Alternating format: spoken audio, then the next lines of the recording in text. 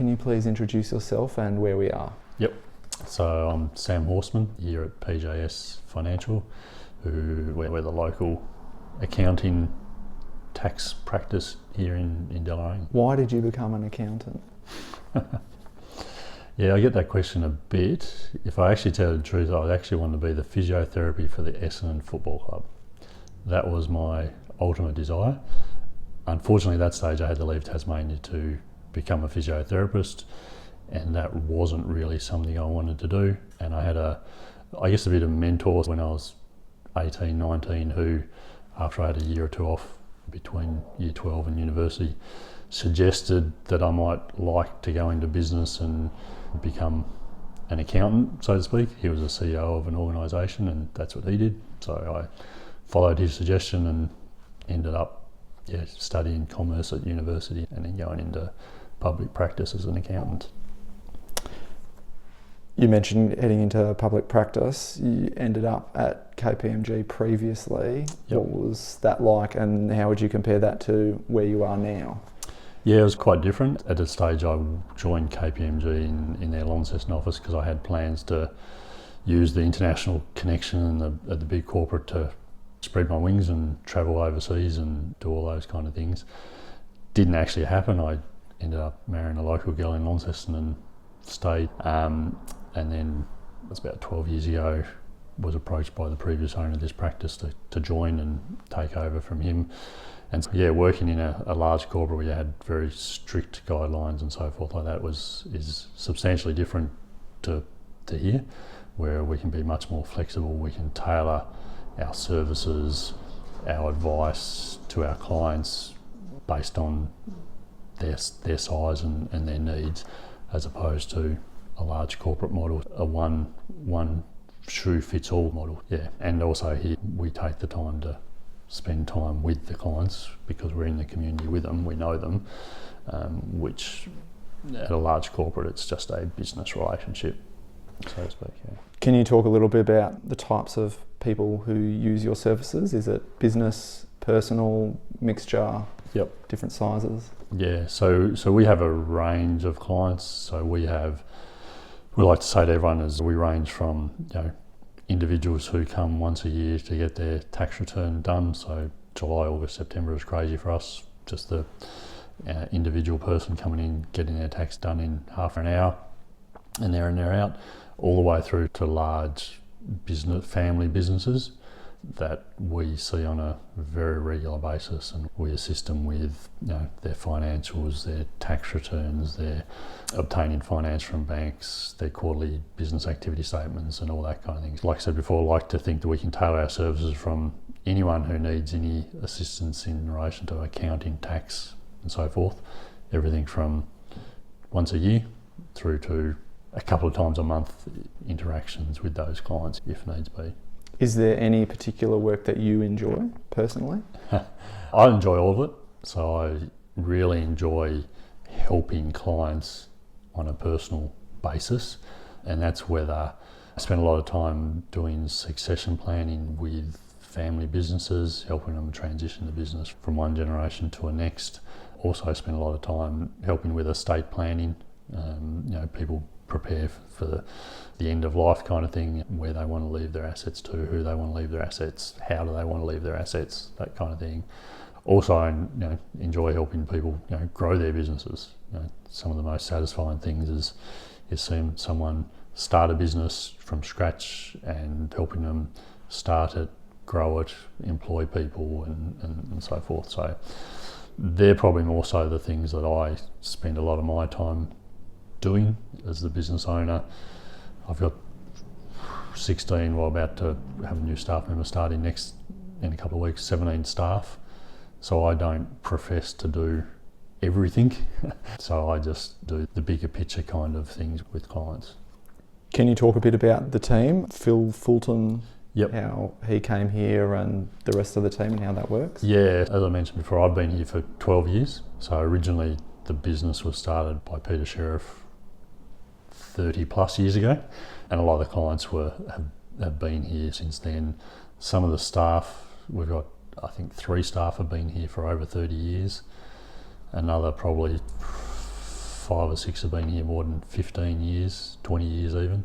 So long-standing staff in that sense, and they have great relationship with the clients. We're continuing to grow. We also have a Launceston office, and so because of that growth, I guess probably 18 months ago I had to try and poach a new staff member. So I approached he used to be my manager at KPMG, but he went to St Luke's Health Insurance and was the Chief Financial Officer there for 10 years. And so I coaxed him to leave there and come and work for us, just to help with the continual growth that we're continuing to experience and help there. So that was something I did with Phil about 18 months ago. And he mainly heads up our Launceston office, but splits his time between Deloraine and Launceston in that sense. You're open in Deloraine Monday, Tuesday, Thursday, Fridays. Yeah. Is Launceston the same, and can you talk about the reasoning behind that? Launceston is the same, so we don't open our office on a Wednesday. I guess coming out of COVID, I personally was pretty burnt out. I share the experience with staff at the height of COVID, when we were working from home and there was a lot of unknown with business and so forth. I think there was one particular day I remember in COVID, I had took 45 phone calls for the day, or made 45 phone calls for the day, and I dealt with about 100 emails in one particular day, and it was started at 6, 7 o'clock in the morning through till almost midnight. I was still going, and I was over it, and just it was too much. So I guess coming out of that, I thought there's got to be a better balance to life, and with a young family, 3 young girls, I didn't want work to be all consuming, and I didn't want it to be all consuming for my staff either. Did a lot of research, and I decided to move the business to 4-day weeks. The staff still work full-time hours, but they just fit it in those 4 days, or they can still work on a Wednesday if they want to, as long as they're in the office between 9 and 5, Monday, Tuesday, Thursday, Friday, to interact with clients. How they work their hours beyond that is up to them. So for the first 2 years, we just did that during daylight savings time, when the weather was nice, to give staff the Wednesday off and have other personal appointments on that day. But it worked so well and we enjoyed it so much, we decided to do it full time, and we're now, I think, almost 18 months into full time, 4 day a week, and it's worked great for me. You'd have to ask the staff how it's worked for them, but I think it's worked out pretty well for them as well, and hasn't had too many business interruptions. Our clients have come to accept that we're not contactable on a Wednesday. So. Setting boundaries can be a good thing. Yeah, absolutely. And if our clients want to get in contact with us on a Wednesday, they'll send us an email or just leave a message, and we'll usually get back to them the following day. Are you finding any trends in some of the industries more recently? Yeah, I think of us almost a bit like a canary in a coal mine kind of thing. We were just talking to staff the other day, talking about how we can notice that clearly things are getting a bit tougher in the economy out there for businesses, from the perspective that we've had a greater influx of people wanting to get their taxes done this year, early in the financial year. Almost a bit of an indication as people want to find out where they are business-wise, also personally-wise, if they're due for a refund or whatever. So we've noticed that bit of a trend. I guess the other trend we're really finding with particularly our business clients is the adoption of technology. I've been an accountant for 20 years, and the way things used to be done and the way things are now done are dramatically different, whether that's the dairy farmer with robotic dairies all through to cloud-based software and that kind of thing. I was talking to a dairy farmer the other week, and he was telling me how his pasture growth is measured by satellites, and he can tell the growth of his pasture based on satellites, as opposed to having to walk the paddocks himself. Technology, without a doubt, would have to be the biggest trend and transformation that I see amongst my business clients. Have you noticed any particular industries doing well or bucking maybe the overall trend? Not really. I think at this present time, with the increase in interest rates and the cost of living and those kind of things, I think every business is finding it difficult. The economics tell you that during difficult times there are some businesses that will do better than others. Unfortunately, they tell me medical practices and so forth seem to do better during difficult times than not. But no, in general, I find that most people are finding it tough because of pricing going up and so forth. Yeah. Do you have any general tips or recommendations for businesses? Yeah, probably my biggest tip for any business is to, and this might sound a bit cheesy coming from an accountant, but understand your numbers and look at your finances on a regular basis.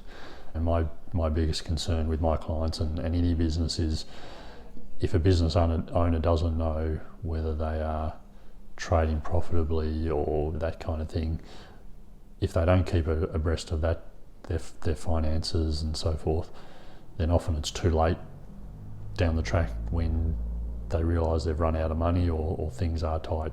It's often too late to do things or change things.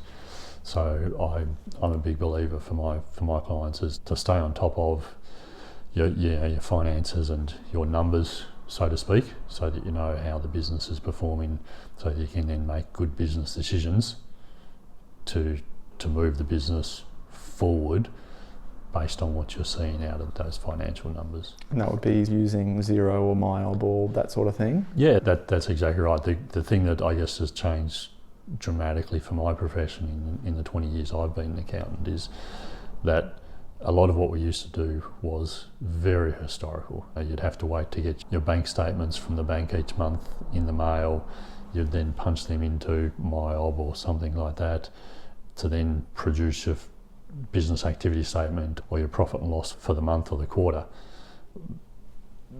Things had changed dramatically by the time you actually did all that work. But with Xero, MYOB and QuickBooks and all those kind of things, the information is fed into it on a daily basis. So you have the opportunity to have that information, a day or two after the transactions have actually happened, so you can see it almost as it happens. So you can stay abreast of how the business is performing very quickly, as opposed to wait till the end of the year till the accountant does your work and then tells you whether you've actually made any money or not. You can actually see that almost on a daily basis. PJS sponsors some community groups. Can you talk a little bit about what you do and why? Being a small local firm based here in Deloraine, the employees are local. They are involved with the football club, the basketball club, the service clubs and parents and friends, little athletics, all of those kind of things. So not only do we believe that it's important to give back from a time perspective in relation to that, but also I guess being part of the community, I believe it's important for us to sponsor as well, to put back into the community that we live in. So the relationship with the community is a two-way relationship. They support us, we support them. And so if there are organisations out there that need some support or sponsorship, then we will often look at that. One of the things that we decided, my wife and I, a few years ago, we wanted to give back more. And so what we do, one of our biggest giving back opportunities we have is each year we select a charity to have as our spotlighted or nominated charity. And for every tax return that we lodge of our clients on time, we donate $3 for every tax return to that charity. In past years we've had Ronald McDonald House, we had Giant Steps locally. This past year we had JCP, and this coming year we've got Rural Alive, and who will sponsor. Usually comes out to somewhere between $9,000 to $11,000 depending on how much work we do. I guess it's just a way of showing the community that if they support us, then we're able to support a charity in that way to be able to give back, because as I said, the relationship's two-way. We're not just here to take from the community, we want to give back to the community as well. So. What do you enjoy doing personally? When I'm not at work, I was going to say it feels like I'm usually am at work. If it's not in the office, it's home in my office. But as mentioned, I've got 3 young daughters, 16, 13 and 9. and I feel like I'm a full-time taxi driving them around to their various sporting activities. They're pretty active kids, and so I enjoy taking them around to that as well. I do like to be somewhat active myself. As a family, we do park run, which is a 5k park run in Launceston every Saturday morning when I do have a bit of spare time. Sorry, I enjoy to go running myself if I can fit that in, but pretty much at the moment my life revolves around my 3 young daughters, any spare time I've got. Yeah. What's your favourite part of the Meander Valley or Deloraine? I don't know exactly the favourite part, because there's so much of it. As a youngster growing up in the community, I spent a fair bit of time up the Western Tiers. Used to hike up the Western Tiers and go fishing there. I spent numerous hours fishing down on the Mersey River, up the Meander River. I love Meander Falls area. I've hiked Quamby Bluff many times. I don't know whether it'd be fair to actually say a specific place or area, but look, having grown up in the area and in the community, I just like it because it's, having grown up here, it feels like everyone knows everyone. It's a pace of life that I enjoy much more than Launceston, although I live in Launceston now. That's more because my wife's from Launceston. I can't get her to move out of there. So look, I enjoy the whole Meander Valley in that sense, from a pace of life and getting away from the hustle and bustle of a city. Yeah. So. Sounds good. Thank you, Sam.